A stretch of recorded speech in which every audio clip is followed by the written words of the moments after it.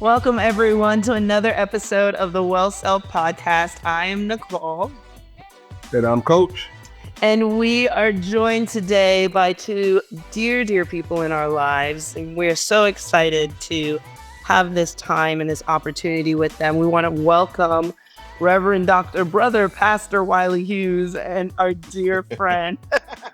You know I'm going to introduce you like that all the time, but Yeah, I love it. and our dear friend Pablo Del Real from Soil and Soul. Welcome, both of you. Pleasure to be here. Thanks so much for this invitation.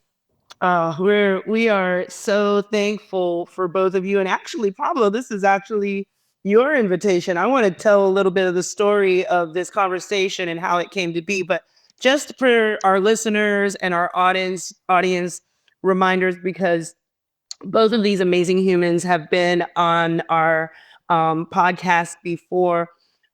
Dr. Hughes is an independent consultant and a motivational speaker, and he has been a dear friend of ours for the last several years, and we're just lucky to know him. And Pablo Real was introduced to us by a couple of years ago, and he is the co-executive director of Soil and Soul, which is a nonprofit agency growing the well-being of people, place, and planet. And the agency operates here in our local area, actually a little bit south of us in Delray Beach, but in Palm Beach County. And so I invite all of our listeners to go back and listen to previous episodes of the podcast, and because they're very interesting. The episodes with these individuals, these amazing people, were amazing themselves. And this conversation was actually formed in Pablo's heart. He heard one of the stories that Wylie told in season 2, episode 5, and it really caught his attention. And these two definitely connect on a spiritual plane, and Pablo was interested in connecting on a physical and like a little bit more than that, more than just a spiritual plane, no, more than just this is my brother, I know this spiritually, but let's talk and meet face to face. Does that sound about right, Pablo? Yeah, absolutely. You all are doing great work with the Well Self podcast. And when I heard that episode with Brother Wylie, I said, wouldn't it be great to have a conversation on the podcast with him and with you all? And here we are, making it happen. Isn't that beautiful? Yeah. It is beautiful. It is beautiful. And we have another episode coming out this season, Pablo, where you're talking about your desire for intentional community. And this episode, to me, is you taking action. You reached out, we talked about it, and this is an opportunity. We're creating a space, we're creating an opportunity to create that intentional community. What was it that interested you in Wylie's episode? Yeah, I think, of course, his experience, as I recall it, on the battlefield of a sort of another level of reality, which we can access through, sometimes through spiritual exercise and formation, ongoing development, including conversations like these, but also in situations of danger, high stress, and maybe even everyday situations, right? Reality is so miraculous, and the portals to a deeper perspective are multiple. So when I heard Wylie's story about seeing things on a different level, different sort of plane, different dimension, and then hearing about his path as a pastor and as a student and ultimately Reiki master, I thought, okay, well, here is somebody who has opened as a result of their experience. They've opened their worldview that may have been, similar. I don't know too much of the backstory, but it's seeing to my, limited perspective that here was somebody who had a real spiritual experience and an opening and didn't repress it, didn't run away from it, actually went to embrace it and look for the next steps, the next best steps on that opening, on that path that we're all, I think, walking together. Make it sound so good, brother.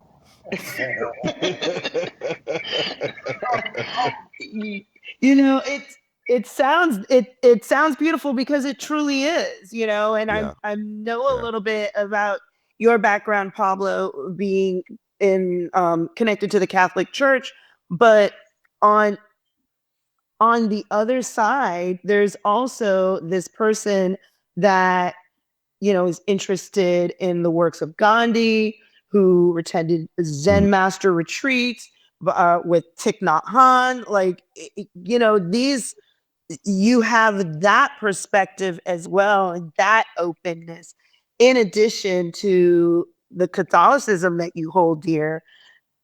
So I can definitely see where you would be like, this sounds like a good person to be in community with. I like that. So won't you tell everybody the name of this here beautiful podcast that y'all have put together from this here community connection? Oh, the title, how we titled it? Oh, so it's making space for an expansive spiritual perspective. And I thought that was the best title because I feel like that's what we're doing. I think we all come from, everyone that's in this space and in this room right now, all come from spiritual backgrounds that are rooted in the church, in traditional Christianity, Catholicism. And, when you come from that background, there is the idea that is it. That is your spiritual perspective. And I feel that I don't feel that way anymore. That is definitely actually when someone starts to talk that way, it makes me very uncomfortable, makes me nervous. And I lean more towards an expansive spiritual mindset these days, which is very different than the Nicole of the past. And even the Nicole of the past is even now saying, you sure you really want to talk about this? So that, to answer your question, that's what the titling, that's where the titling comes from, John. So Wylie, what are your thoughts with this? I think it's very interesting when you talk about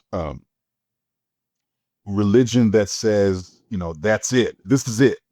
And I kind of categorize it into two or three phases where you start out with this idea that your religion is the only one, not necessarily because you've been indoctrinated, but just because that's the one you grow up in it, you're steeped in it like tea, and it's just in you, and so because of that, that's the lens through which you relate to the world around you, and then something may happen. You may come into a different reality and experience, such as myself or other people, where that lens is shattered, and sometimes we get lost in that shattering, right? And so we say things like, "Well, I don't believe in this anymore. It's all trash. It's all this, that, and the other."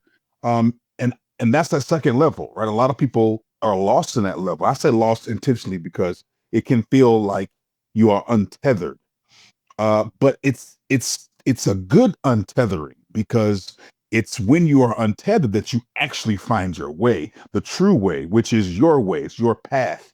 And then you get to that place where I'm struggling to stay in, where I'm able to say, this is it for me, but may not be it for you. That might be it for you, but that's not it for me. Having a mutual understanding that everyone has their own spiritual path, and every spiritual path looks different. And there are many instances, many obstacles or many things in that path that it could intersect. But everyone's path is different, and I am starting to live in that reality. And in so doing, I have opened myself up to things that I never thought I would experience. I've opened my things up to wisdom that I never knew existed because of that. I can still claim my roots. I can still, and then even then finding value in my roots.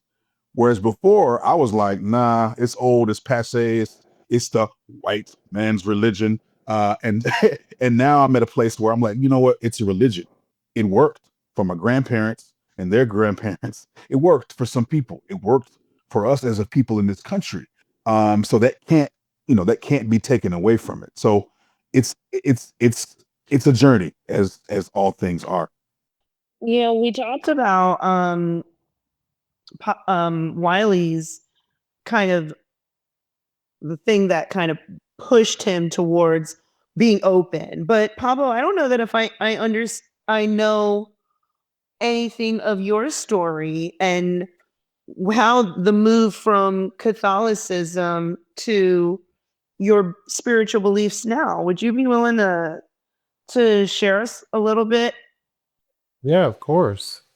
It was a Saturday morning in 2005, and I was the first one up in our home at the time, living in Delray Beach.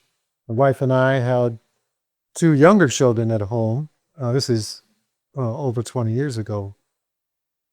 And it was a time that should have been free for me. Saturday morning, not working. I had, a corporate job at the time, kind of standard stress and tension, pressure. And so I woke up that Saturday morning and was the only one up for, a little while there. And instead of enjoying that moment of freedom, in theory, in the schedule, I had thoughts and emotions that I felt were starting to manage me a little bit better than I could manage them. Typical stuff. However, my family has a history of mental illness and mental brilliance. And the mental illness touched me, yeah, in college when I was in between years, junior and senior year, I was 20 years old, and nobody in my family had told me about this history. So, surprise when I experienced depression for the first time at 20 years old. So, working through that as a young person, and then 2005, I'm in my 30s, and starting to feel like, oh, okay, I remember this. This could be the beginning of depression, and I don't want to experience that again. So what do I need to do differently here? So fast forward a few hours that day later, we were wandering through the local library here in Delray Beach, and I saw a book that caught my eye. I wasn't looking for anything in particular. My wife and my daughter and I had gone, probably, wandering in the children's section, but around the old library here in Delray was this kind of labyrinthine place. It was pretty cool. So, yeah, turn a corner and I see a book called The End of Sorrow. And I said, well, that sounds pretty good. Maybe that's what I need. So I took a look at that, and it turned out to be a translation of the Bhagavad Gita, which is a Hindu text, essentially.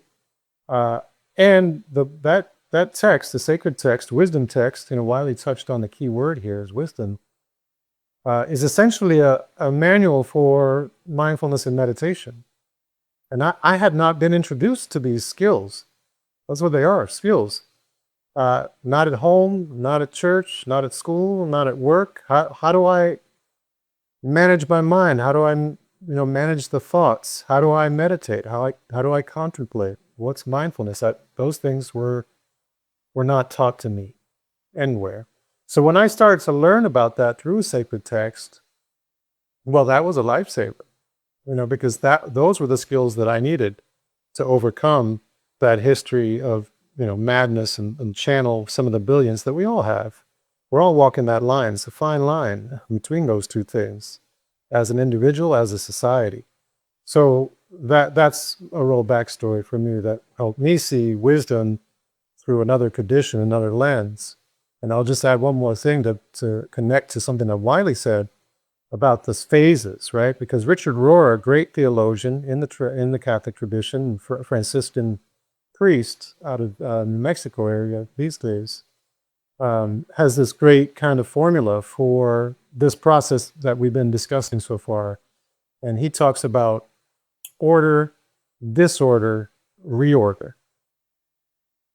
as the three kind of phases that we go through in this spiritual journey. Order, disorder. You love it? Is that what you said? Order, disorder, and reorder. Talk to us a little bit about that. It seems like Wylie was going to jump in there, but I could sort of keep going. No. I was just gonna say that's good stuff, man. That's good stuff. But please say more. Okay, Go ahead. Yeah. And I'm not an expert on it, but as I recall, the idea is that we come into the world as young people, young adults, and there's a sense of order, right? That's the received religion that we inherit from our parents, from our ancestors, from our society, from our cultures. And then as we grow into that, we see, well, that doesn't quite fit my experience in so many different ways. And so that's when the disorder begins. Like, I thought, the 10 Commandments and everybody followed those. Well, not exactly. And then we start to question, which is a positive trait.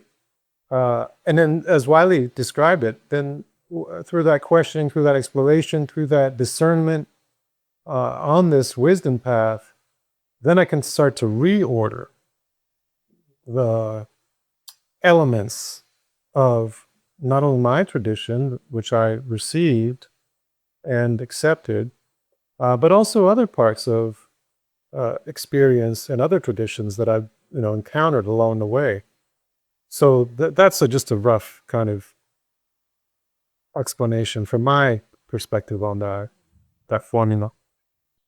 It's nice to think that there are conversations, there are spaces where this is possible, where it is possible to reorder, to shift your perspective, especially when you're talking about, your own spiritual life.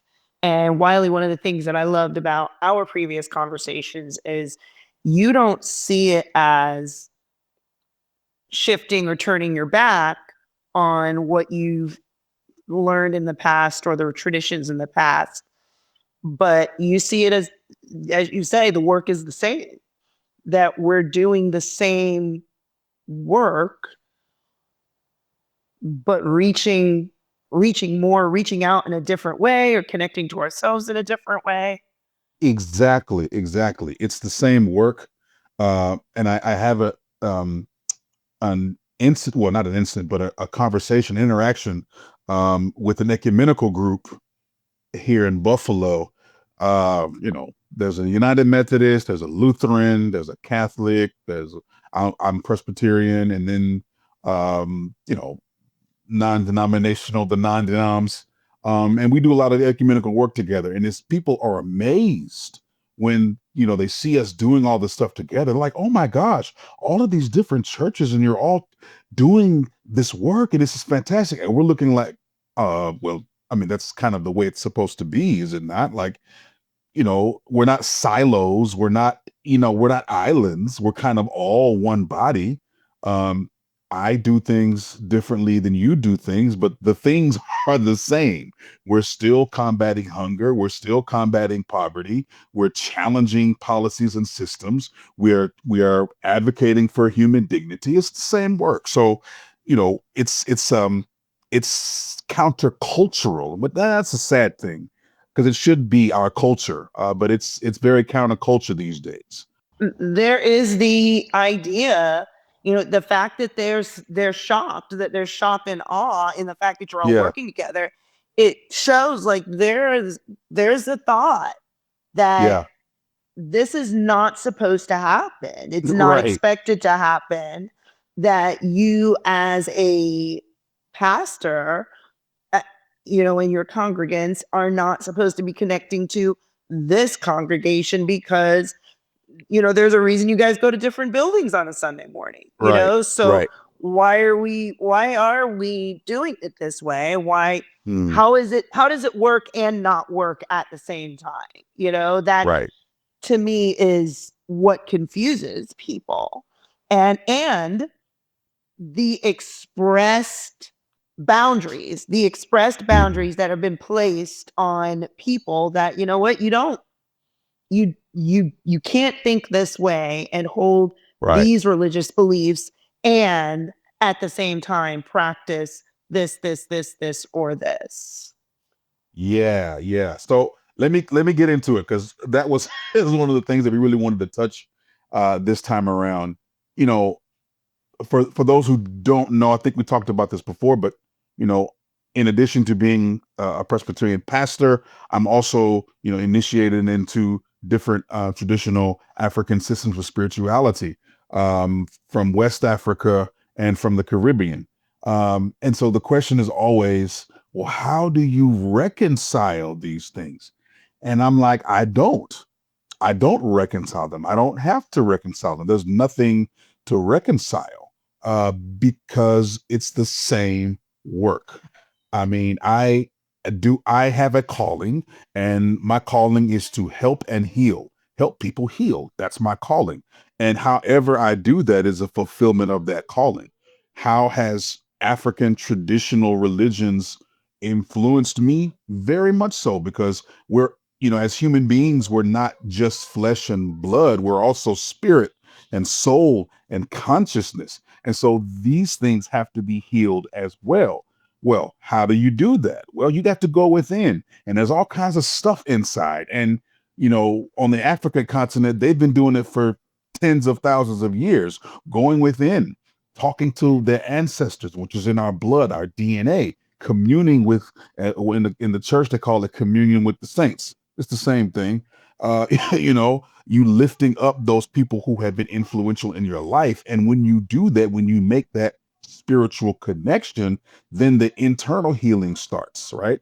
Reiki is a form of external healing where I am projecting healing energy onto someone, right? To facilitate. But what Reiki really is opening channels so that a person's own inner healing power can work, because we're blocked. It's the same work. It's the same thing. But because the lens of religion has colored things such a way, we don't make those connections, right? We shy. Most people shy away from it because it's not what they've been taught. And I think that does us all a disservice, because there's so much to learn from other people. Pablo, I see that you met with Thich Nhat Hanh, and I think I've read just about everything from Thich Nhat Hanh. I never got a chance to meet him, but I got a chance to meet the Dalai Lama, and I met Pema Chodron, and because I really had a fascination with Zen Buddhism. But at the time, I was afraid to share that with people in my circle. I was afraid to talk about it. And yeah, it was rough. It was like doing stuff in secret. And when you do stuff in secret, it triggers those negative emotions, those negative, feelings like I shouldn't be doing this, it's taboo. And I'm so glad, I've gotten past that, because it, it seriously hinders your spiritual journey when you have to do everything in secret and in private. Um, Yeah, yeah, I totally agree. The thing is, we're in this together, yeah, and we each person to do part. And I don't need someone to be another this person or that person. We need everybody to be their authentic self. And being your authentic self brings so much to the table. And even from our background, the church world. It's like we only associated with this group, and it's like, no. As an adult, I associate with everybody. I built Hindu temple. I built Sai Baba temple. I built, essentially, I work with everyone because these are my brothers and my sisters. You can't say you love everybody and you keep discriminating against people if you say you love everybody. That's one of my things here. And I had to pull away from some of the teachings in the church because of that. Because I love God. God is the first thing on my mind, last thing on my mind when I go to sleep a lot of time. I'm grateful for a higher power and a power being. But the thing is, how can I love God so much and despise my brother that lives next door to me? I have a problem with that. I have a serious problem with that. And we're in this together. If I can't be a help to you, then I don't want to be nothing. That's my children in the background. If you hear the rumblings of a herd of elephants, it's just my two small children. I just want to let y'all know it's probably gonna make the recording, but I couldn't help it. So sorry about that. No, it's fine. I think if you're talking about John not being discriminatory, and if you open that lid and start to look at how many of the beliefs and teachings that we were exposed to or have been exposed to that kept us away from others are not necessarily because they are spiritually dangerous, but because of what was happening at the time in history where those expectations were laid out, then it also contributes to the questioning that you have of, wait, why am I doing this? Why am I avoiding this? Yeah.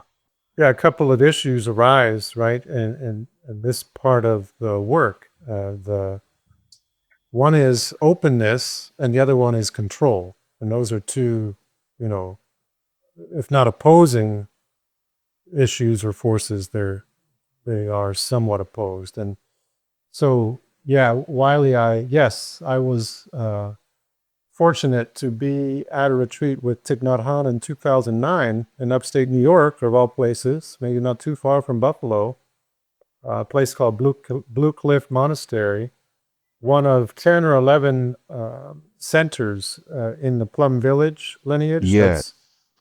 That's his lineage, Zen Buddhism, which he co-founded with a woman named Sister Chang Kong. And so the Plum Village folks have made openness, one of their top values. So much so that they have some trainings. There's the 5 mindfulness trainings that I received when I went on that retreat after 5 days. They used to be called the precepts in early Buddhism, and they're very similar to the prohibitions in the Sermon on the Mount, right? I think there are maybe 6 in the Sermon on the Mount.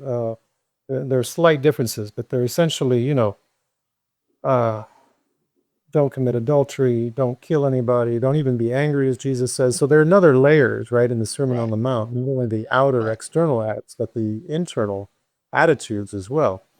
But so, yeah, Plum Village folks have the 5 precepts, as they call them, 5 mindfulness trainings. But then the next level up, if one were to continue with them, it's the 14 mindfulness trainings, and number 1 is openness, including, not being attached to their own views, certainly not fighting or, being prepared to kill or die for them because they die, they're just views. So non-attachment to views is a big part of that. And that's what I hear Brother John talking about, saying, well, if I'm going to love God and I'm going to love my neighbor, does it matter what religion my neighbor is? It shouldn't, according to the Good Samaritan, parable.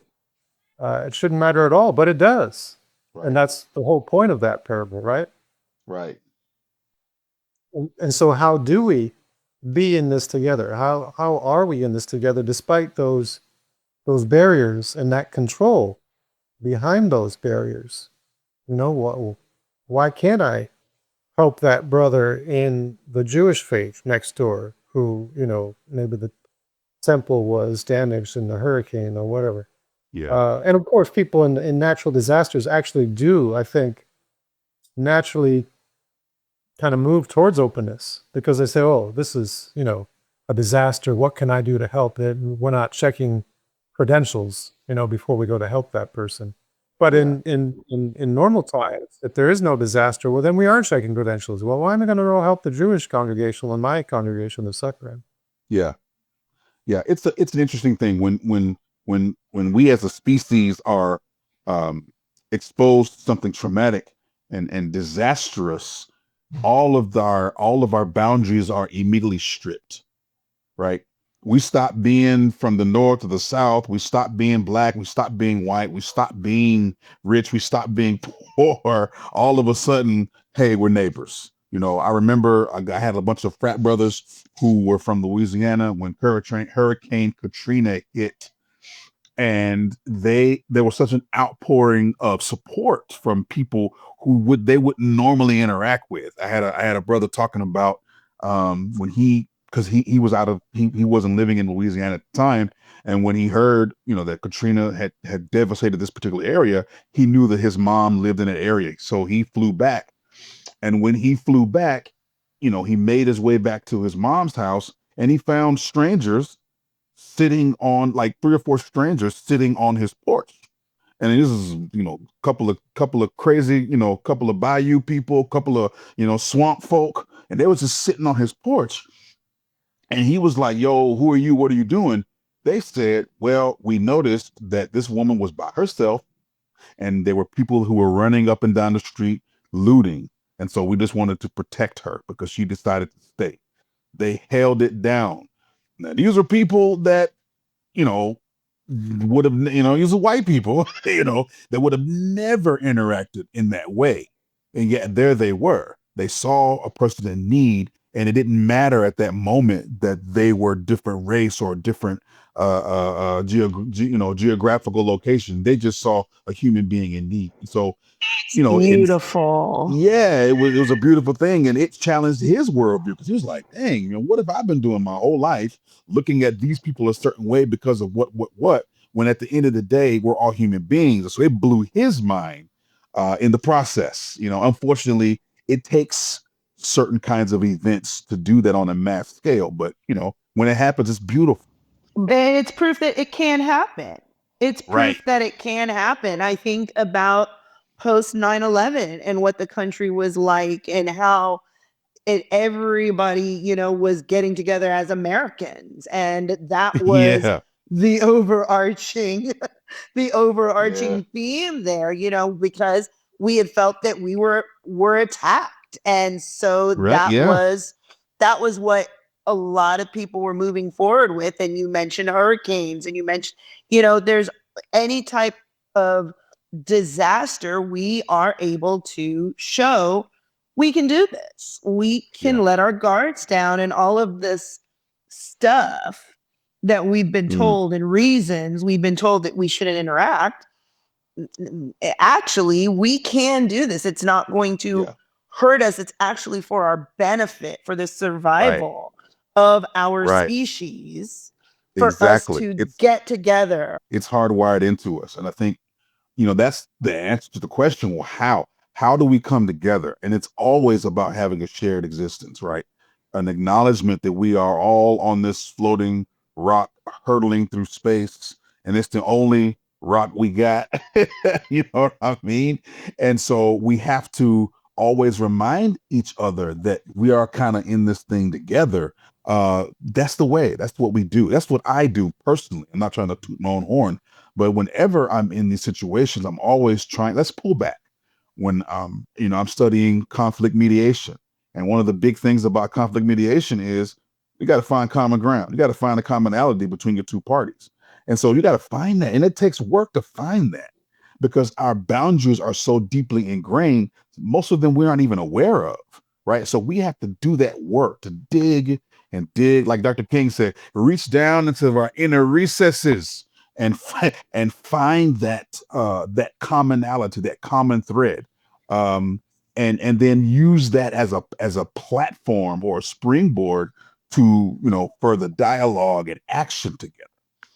when we were talking about this, we were also brought in the idea that it is not helpful, and this chat goes right along with our train of speaking right now.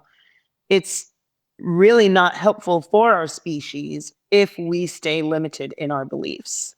If we just immediately, we don't apply critical thinking, and we just immediately throw away what, scares us or makes us nervous, or what we've been told to ignore.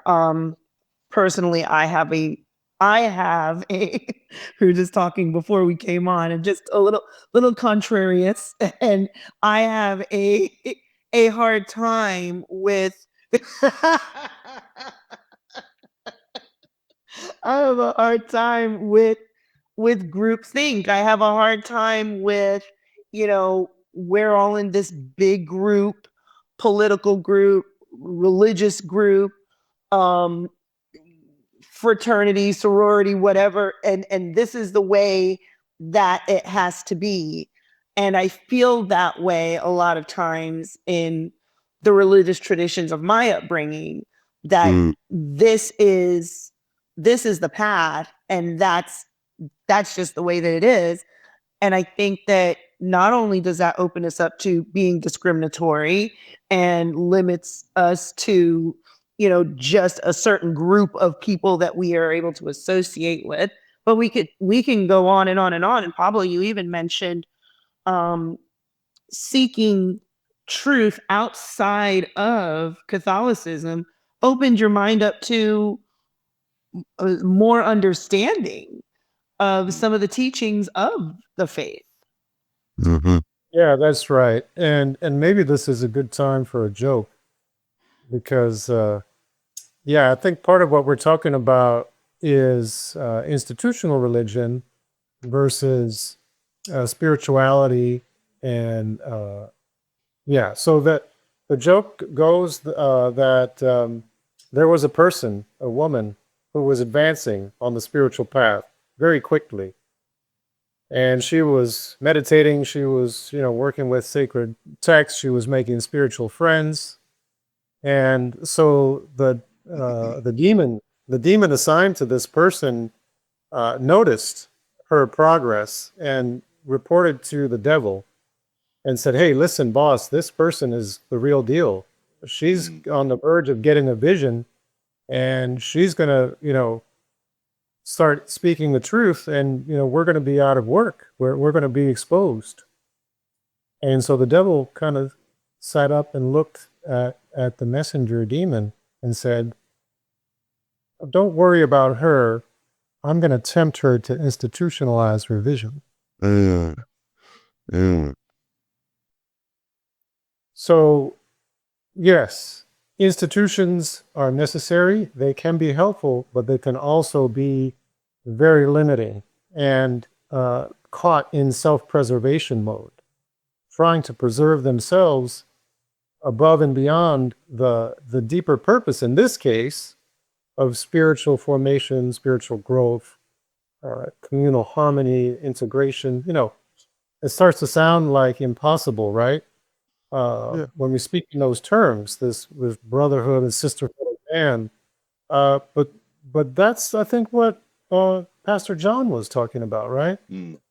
That we're in this together, and it shouldn't take a disaster for us to realize that. How are we going to be in it together on the daily, Right. day to day, despite these differences, despite these institutions? How can we maybe support the transformation of the institution? And that can start on the individual level, as Brother Wylie's talking about, and Sister Nicole, you too, starting to see beyond the limitations, the controlling barriers, boundaries, because boundaries are healthy. We're not saying no boundaries. We're saying which ones are useful, helpful, wise, and which ones are controlling, restricting, oppressive. And that's where the discernment's got to come in, and that's where the group can actually help us.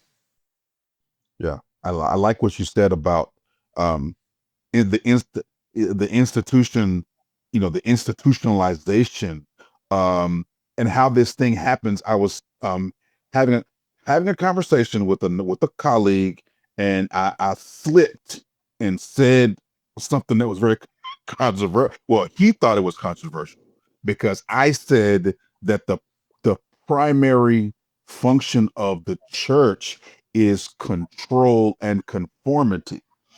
He didn't like that.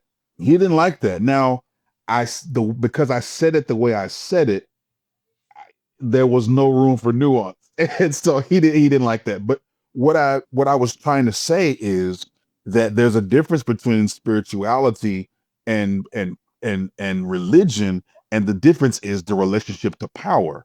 Okay, and I was trying to communicate that power is religion seeks to control power, and whereas spirituality is to flow with power. Energy. What's the mantra? Energy goes where thought flows, right? Energy flows where thought goes. So wherever our intention, that's where our power is. And so you're putting, religion puts your power back into the institution, making the institution stronger. But then spirituality sets that baby free. And there are people, and we all know who, that don't benefit from the freedom of power. They don't benefit from people having their own power. They don't benefit from people walking their own path. And so the institution has been used to keep those people in line, keep them conformed. You have to think like us, you have to speak like us, you have to look like us. And that's exactly why I'm not in the church right now, because I just did not fit the mold. I did not fit the idea of what they wanted in a pastor, this particular church. I'm not trying to air my dirty laundry, but it wasn't working, not because I was a bad pastor or a bad preacher, but because I just didn't look or think or talk like they wanted me to look and think and talk. And then underneath that, I was empowering other people to also be free and to resist the conformity that the institution was presenting. And they didn't like that either, because these are people who were big givers. And so it's just that whole cycle, well, let's call it intersectionality of the institution and power, and how these things relate. That's sort of where we are right now. So if we are saying, okay, we're pulling back from the institution setting our boundaries, how do we then establish our personal, do we create personal boundaries? What do we what do we determine, or how do we determine what our boundaries are? Go ahead, Pablo.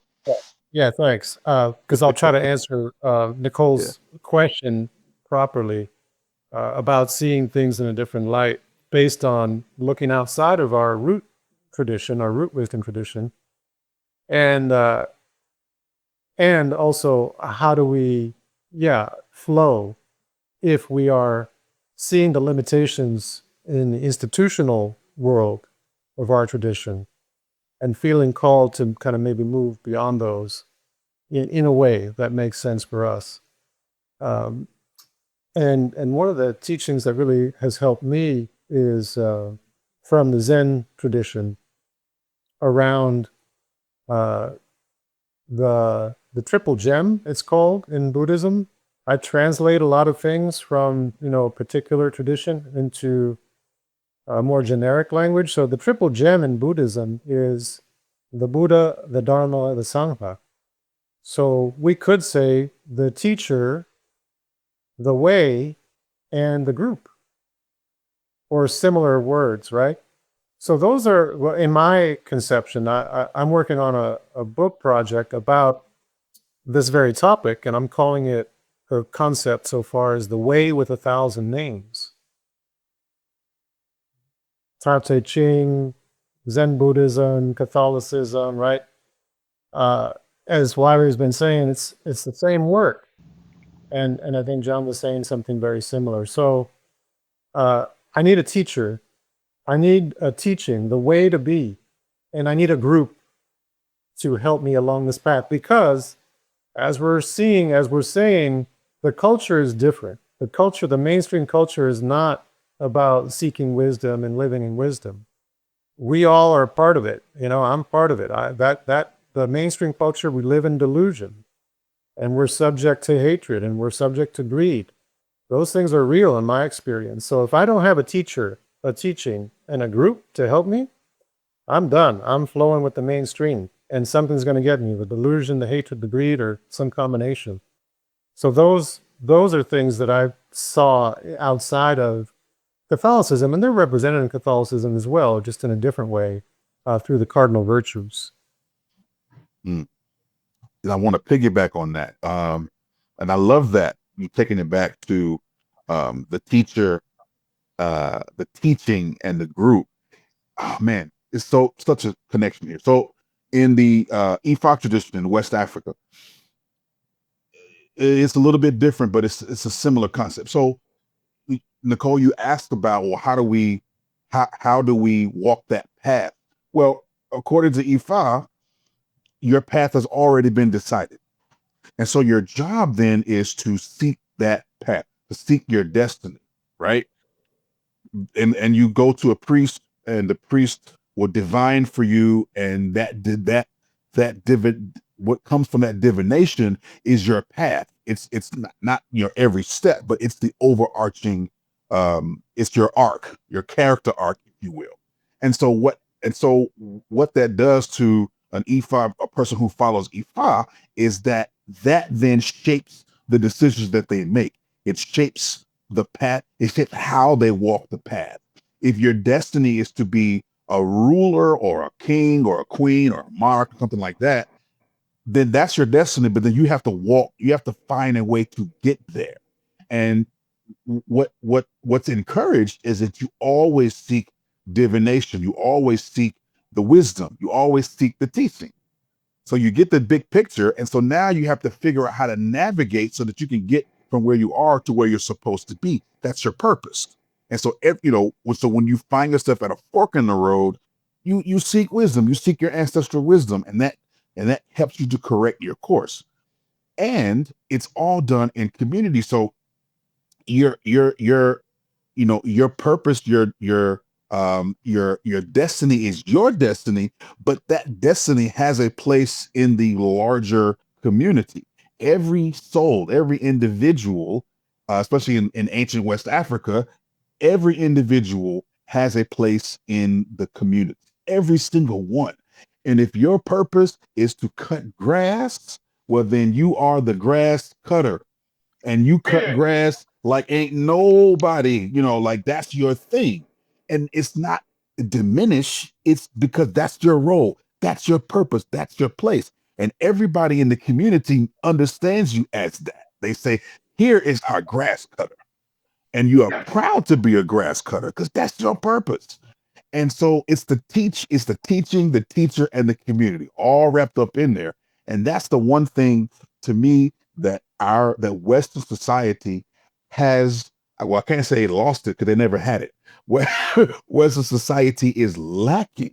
It's lacking this understanding that we all have a place with each other. The group is so integral, and there is individuality, but it's not an individuality outside of the concept of community, right? And so you get into deeper things, especially if you become a priest in the Ifa tradition, you get into what the West calls secret societies. And I'm not going to get into all of the too deep, but what it really is, it's everybody who had every grass cutter, right? Because every community has a grass cutter. So every grass cutter in the larger community, they get together on certain days and they do grass cutter stuff together, right? So that you feel like even though you just cut the grass and your neighbor herds goats, you don't feel isolated because hey, next year we're gonna get together and cut grass, y'all, because that's your role in the society, and the society recognizes that. So there's nobody who's left behind. There's no isolation. Everybody's walking their own path, and you're an individual, but you have a place. And that's such a beautiful thing that our society today is missing. Let me stop because I'm about to start preaching. So putting my stuff on mute. I love it. I love what you're saying. And I'm sitting here thinking, okay, so what if you are in a space where, all right, community sounds great. Community, other grass cutters, other goat herders, other spiritually minded people sounds like like I would be able to breathe, but I don't know how to create that. I don't know where to look for that. I'm feeling spiritually isolated because I've grown past those beliefs. Now what? Mm-hmm. I get it. My spiritual life is my spiritual life, my spiritual responsibility. I'm happy to create look outside of what I've been taught, but that idea of community, it's escaping me right now. How do you create that? How do you find that? Yeah, I can speak to that a little bit through my own experience and just, some knowledge of the landscape. Retreat is one way. Number one, find a retreat that speaks to your interests, your aspirations. I didn't know that I needed a 5-day mindfulness retreat, but when I saw the advertisement online in 2009, sometime, summer or early that year, for this retreat called Enlightenment is Now or Never, and featuring Zen Master Thich Nhat Hanh. And I didn't know too much about him at the time, but I had heard of him. And I thought, well, I wonder, have I been in the presence of a holy person really in my lifetime? I was fortunate as a young person to travel to Italy. My sister was living there in Europe on exchange in college. And we ended up going to the Vatican and, got an audience, with a general audience with the Pope at that time, Pope John Paul. But that felt kind of impersonal and didn't feel, I didn't feel holiness. I'm not sure I knew what that was at that time, 15 years old, maybe I was. But I had that question in my mind, and I thought, well, this person seems like, legitimate spiritual master, to use that word. And so, my wife blessed that trip, and I was able to do that. And it was exactly what I needed. That may not be for everybody. There are all kinds of retreats, Christian, Jewish, Muslim, all kinds of conferences. Earlier this year, I was at the American Academy of Religion Southeast Conference presenting a paper on social prayer in the Black church, which was a lot of fun. Yeah, that was my first conference with that group. So, I think looking for other folks, or at least other groups that are already a little bit farther down the path than I am, but they're going in the direction that I'd like to go. Yeah, and again, I'm picking, man, Pablo, we got to get together, brother, because we snapping and popping over here. And I'm giving you game, Nicole, for free. Next time I have to charge it, but this time I'm giving you free. So I understand. I completely get it. I completely get it. Yeah, but the direct answer to your question is you have to find your own tribe. That, for me, this is why I am with you guys right now, because you're my tribe.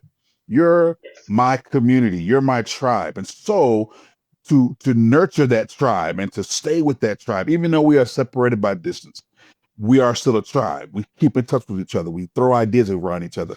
That's what it is, because community today means something different than it did 1,000 years ago. We have to adapt. And when we're talking about spirituality, that's what spirituality is. It's adapting. It's understanding. It's being attuned to what's around you, and not zoning out and saying, I'm gonna stick my head in the sand and meditate forever. No, it's saying, you know what? We're here. We're now, like Ram Dass. We are here. We are now. This is what's happening. How do we continue our journey? What we have now? What's in front of us now? And the best way for me what I tell all of my clients is you got to find your tribe. You got to be around other people who feel and think like you do, and particularly people who are a little bit more elevated than you are. Because then that encourages you to go deeper and to strive further. Because now here's someone that has something, that knows things that you don't know. That's how we grow. That's how we evolve. So Pablo, you're part of my tribe now, brother. Because I want to be like you when I grow up. Well, I invite you down here to Delray Beach, Soil and Soul. That's the Yeah, other, response from me. Yeah, we don't have to go to India to find ourselves, right? right, I actually retreat because it's a simple way to kind of break a routine and get out of our headspace and our physical space. But really, we should be able to just go around, the block or down the street and find a group in our neighborhood right. or a friend who's already doing that thing in our place. That's right.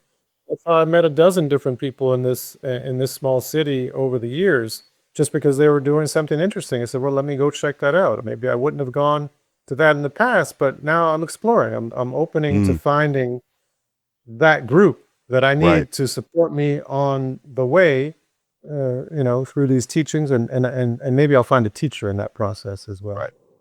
And then sometimes you got to make your own tribe. And to make your own tribe. Just make your own tribe, right. Say, hey, you come here, and just, let's get together. Let's as a church folks say, let's go into covenant with one another. Okay, and let And- let That sounds advanced, but now let's not overlook the inner teacher, right? I got to be Yes. in touch with the inner teacher, which right. at some point will be reflected in that outer teacher for a time, and that person may come and go, and I still have to have that inner teacher, outer teacher kind of dynamic. Yes, yes.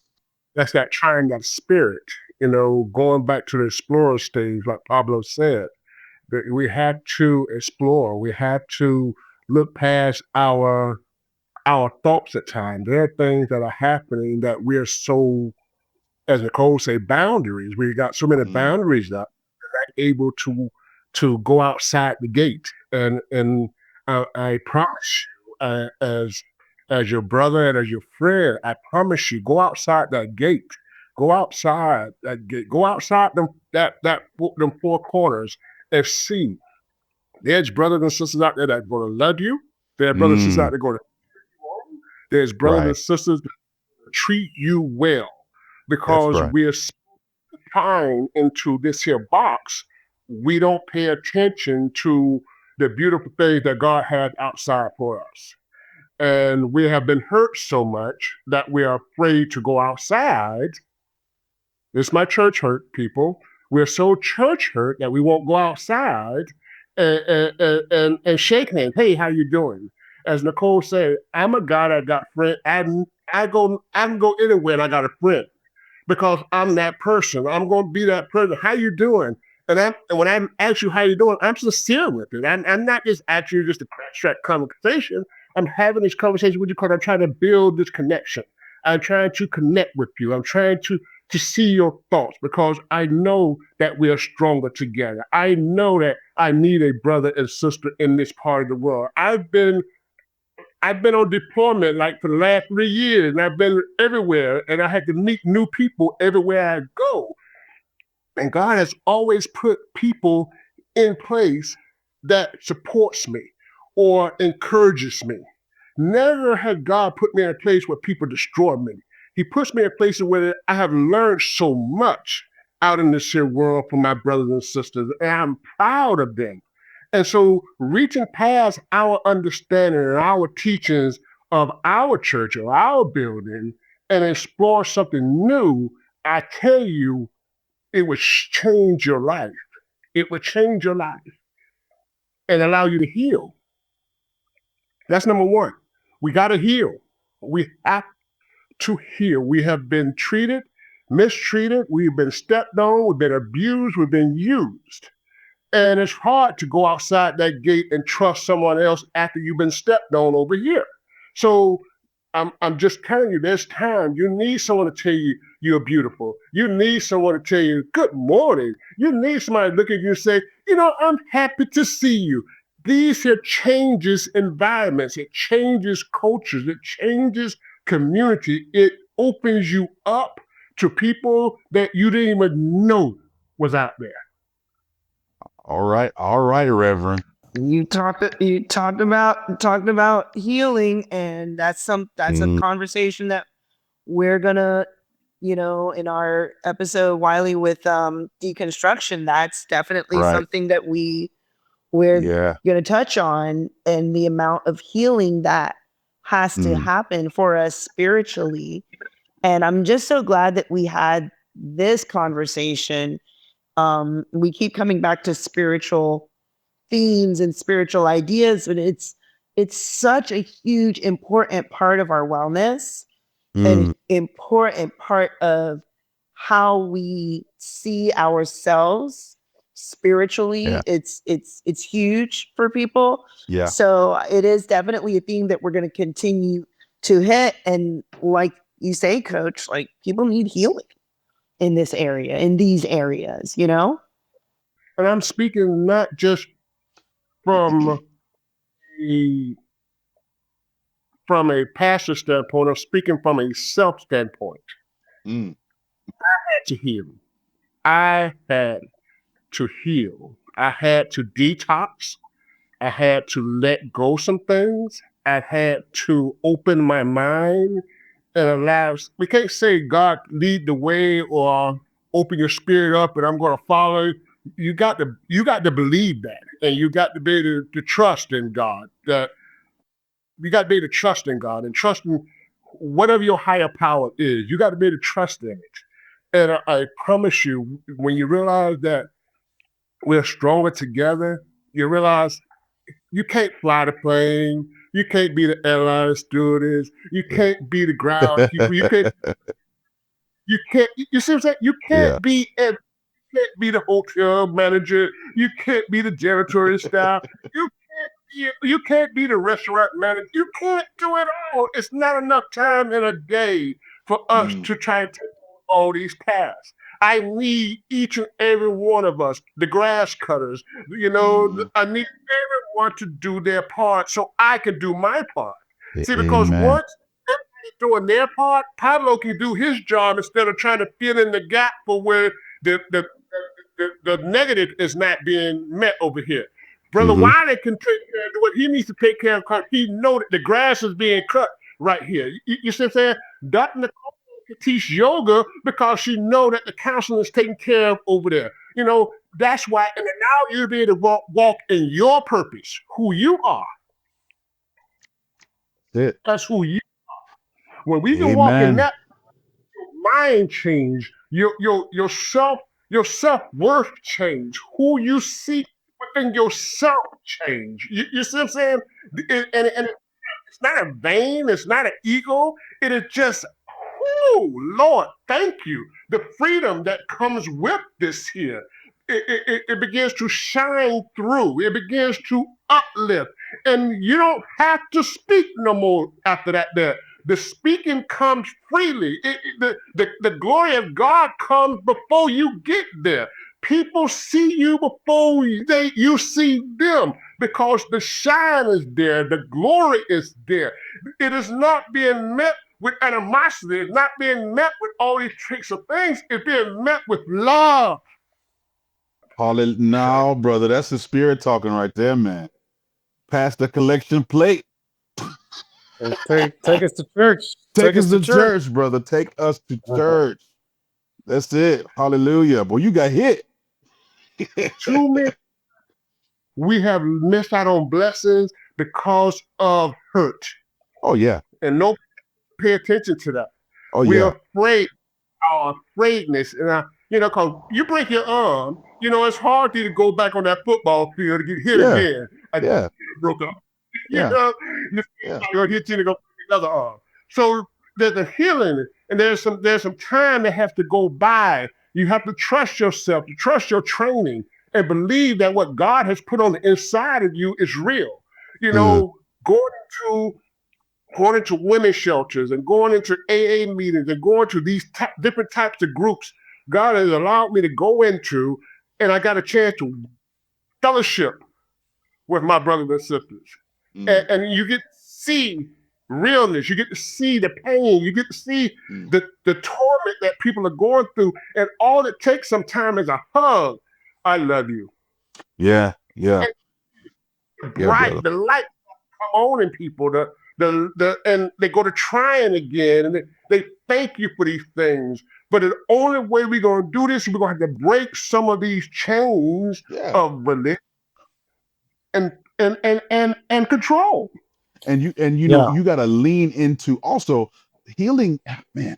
I know we don't have a lot of time, but you got to lean. We have to learn to lean into these things that give us trauma, these things that trigger us. I know that's a Buddhism. That's a Buddhist practice right there. You have to recognize your triggers and then lean into them. Why is this triggering me? What is it in me that's resonating with what this person said or did? And when we lean into them, then we start to to really peel back the layers of our trauma and our hurt and our pain. You know what I'm saying? And that's something, again, that's personal power, right? Institutions not gonna want you to do that, right?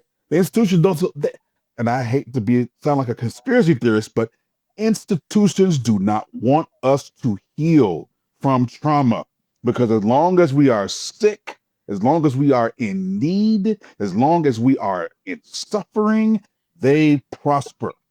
Okay. You got to go to the priest. You got to go and do your Hail Marys and your All Fathers. You have to go into your prayer closet. You have to do all of these things instead of going within, right? You can't go within. You can't say, well, what is this in me? And, you know, when I pray, when I lead people in prayer, I'm always asking them to go within.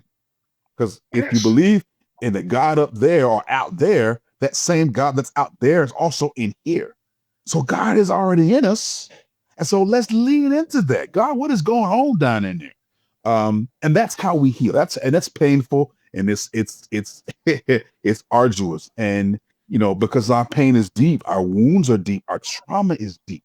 And it's a lot of work. And you know, who got time to do that? You work all day, you get your back kicked in at the office. You don't want to go home and start peeling off layers, you know, but that's the work. That's the work. Now you're gonna get me preaching, John. Stop. It's like the gym or start working on your diet. It begins to start being a habit. It begins to be, a part of the journey, So now, okay, all right, now I'm finding ways to lean into it, whether I have to cut back on my television time or I may have to, maybe not go to the sports bar this evening, so there's things you may have to separate from in order to receive what you really want. And there's a question in the notes here. I really like to dive into it. It's one of Pablo's questions before we get off the rail too far. About um, Pablo. Talk about that question you have about relating to one another. I like that one. Yeah, sure. I'd be happy to be the church. I wanted to say that. I wanted to kind of unpack church a little bit based on some of the conversation that we've been having and going to church there for a minute. What do we mean by that? I'm going to connect it back to the group that I mentioned, the teacher, the teaching, the group, right? Church, as I understand it in the original New Testament language, Greek, the Koine Greek, refers to an assembly, a group of people called out, called in to be together outside of the mainstream, which is really a contrast people, not necessarily counterculture, because, yeah, being contrarian is one thing. Being contrast is a little bit different, right? Contrarian, we're just going against the grain to go against the grain. Living in contrast is living with intention, being that group called out of the mainstream to be church together, to do the healing work together, which I have to go within myself, within my consciousness to heal my soul. But I Yes. also need to do that in relationship with others. And so it's a balance. It's a little bit of a dance, right? Yes, I got my alone time. And if the mainstream is saying, well, watch this TV show or go to the sports bar, like Pastor John was saying, I got to say no to that sometimes, unless it's with the people that I'm going to be church with, my tribe is what it calls them. And we're going to do that together because we're tired of cutting grass. We need to just go rest and hang for a minute. So I think that's part of the question, I think, is how we overcoming these barriers between traditions, between limited belief systems. And this is, I think, step one of that, right? To share our inner consciousness about how we're doing it on our own, and then how we might do it together with our neighbors, with each other. And I think this is just the beginning. I love it. Love it. I just beginning to, and I believe it's this conversation right here are needed. This conversation right here is a step in the direction of allowing people to shed some of these things, to heal from it. You know, I can't change what Joe Blow did. I can't change what Larry did or Sue did to you, but I know that I'm sorry that's what you experienced. I'm sorry that's what you experienced. But I'm not going to sit here and be your brother and let you wallow in it. I'm gonna do my best to encourage you through this here time. I'm going to lift out my hand because I'm supposed to be my brother's keeper. So I'm supposed to be the one that's, if I'm strong today, I'm supposed to reach out and help you if I'm strong today, because tomorrow I may be weak and I may need you to help pick me up. So if we can come to a place of understanding that they that are for us is more than they that are against us, if we can take anything from any of this here. So if we were to start to put a not a period, because I feel like this is a conversation that's should continue, but maybe a semicolon, like a comma, Yeah. a Semicolon. comma, Pause. so a pause, a selah, as it were, on this conversation. What would we what could we say right now to kind of wrap it up for this evening, but also encourage people in establishing community and continuing to expand their spiritual ideas? Yeah, I've got one to offer, which is, yes, we can heal ourselves. No, we cannot do it alone. And I think part of what we're talking about is, yes, this order, disorder, reorder that we're all going to experience in one way or another. You got to write that down, Nicole. And how are we going to heal these divisions Yes. in us, but also around us, right? I got my own divisions from my own biases, my own barriers, my own limitations. Mm. And Wylie was talking about Ubuntu, as I understood it, right? Yes. I am because you are. You are because I am. That's it. So if I cannot heal those divisions by myself, then I got to do it with other people, and I've got to be open to expand it, my spiritual perspective beyond my limitations. And the only way I know how to do that is through relationship. Yes, there's a part of me that I can do on my own. I can read my wisdom text, but I need to take that out of my consciousness and put it in a group like this and say, okay, here's what I'm reading. Here's what I'm seeing. What do you think about this? Does this make sense to you? Am I understanding this right? So getting that wise counsel, I think, is really the spiritual path. Love that. Wylie, what do you think? Yep. I think, it all comes down to healing.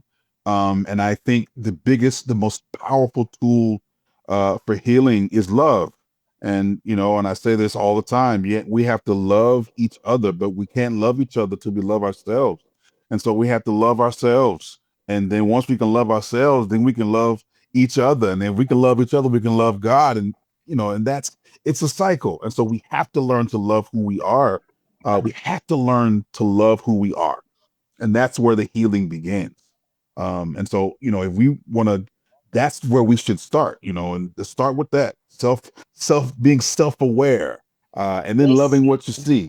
Mm-hmm. Listen, that's right up our alley. That's our whole point of putting these conversations out here. We are encouraging people to prioritize their wellness. We are encouraging Yes. people to focus on the well self and, across dimensions, not just what you put out there as wellness, what society has put out there in wellness. No, like look at the different dimensions of your life, including the spiritual dimension. And what are you doing to promote wellness in that area? So we're right there with you. And love is the answer. Love is the answer. What do you think, Coach? Love is definitely the answer. And it's going to take some healing in order for love to be able to shine as beautiful as it can be. I'm going to keep mine brief because I'm looking forward to more of this conversation. Because this is right up my alley. I don't believe the same way I used to believe. I don't see my relationship with God the same way I used to see it. I feel a lot more freer.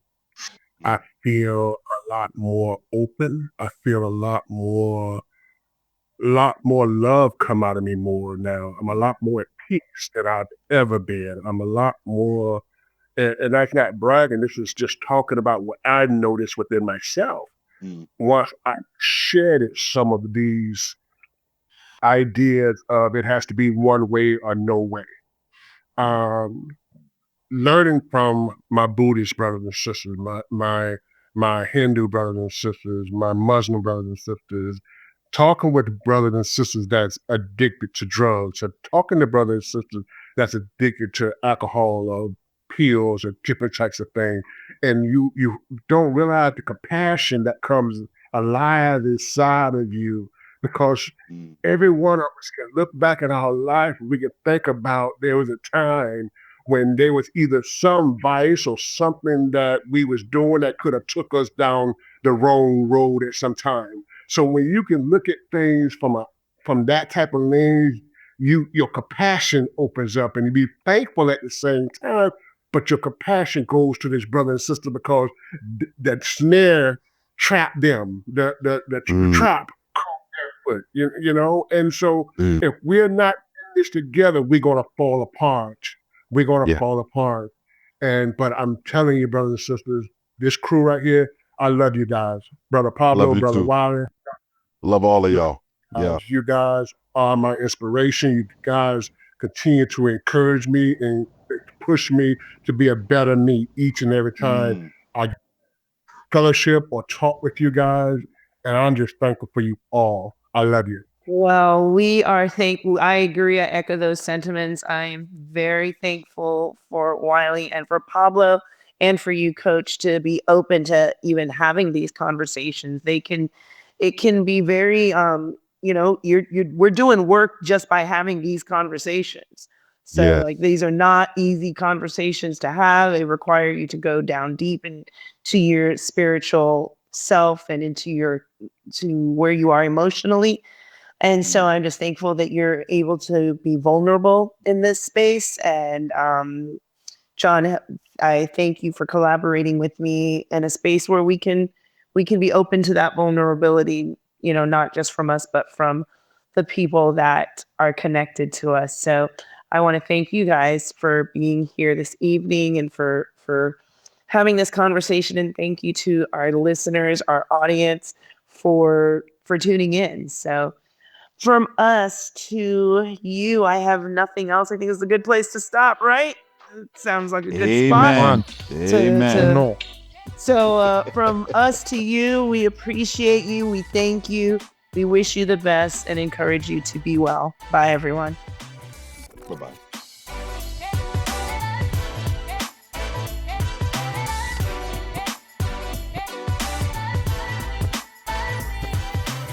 The information and opinions that are expressed on this podcast are for education, information, and entertainment purposes only. The information is not intended as medical, psychiatric, or psychological advice, diagnosis, or treatment. Please consult with a personal physician or other healthcare professional for your own specific mental and/or physical healthcare concerns.